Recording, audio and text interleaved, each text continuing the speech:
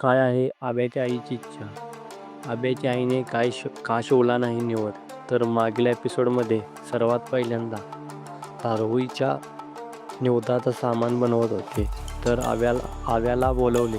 त्याला विचारले, आणि काय राहिले का या निवदामध्ये? त्याच्यावर अभिजित म्हणाला, फोडणीचा भात व शेवग्याची शेंग लागते आईला.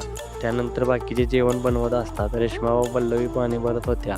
दादा आईला विसरायला जेवण बनवायला मदत करत होता. नंतर मशानात गेल्यानंतर दाद्या व अभिजितचे मुंडन होते.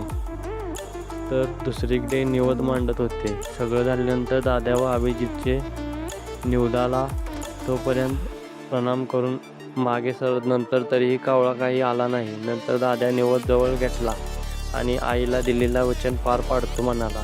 तरीही कावळ्याने निवद सोडला नाही. नंतर ते घरी गेले आणि मी सांगितल्याप्रमाणे कांबळे सर आणि केवडा तिची आई अभिजितच्या घरी येणार आहेत. नंतर केवडा व तिची आई आली. केवडाच्या आईने विचारले की हे कसं काय झालं. दाद्याने सांगितले की रानात गेल्यावर तिला साप चावला. तो साप विषारी होता आणि आई रानात गेली. नंतर अभिजित तेथून निघून जातो.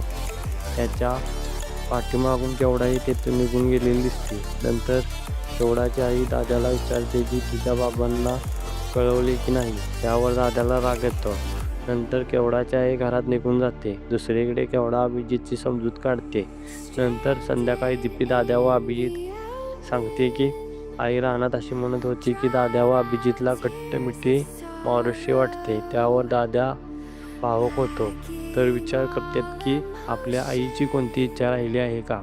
तो दीपीला सांगतो की तू निवड तयार कर. मी जोपर्यंत कावळा निवदाला शिवत नाही तोपर्यंत हार मानणार नाही.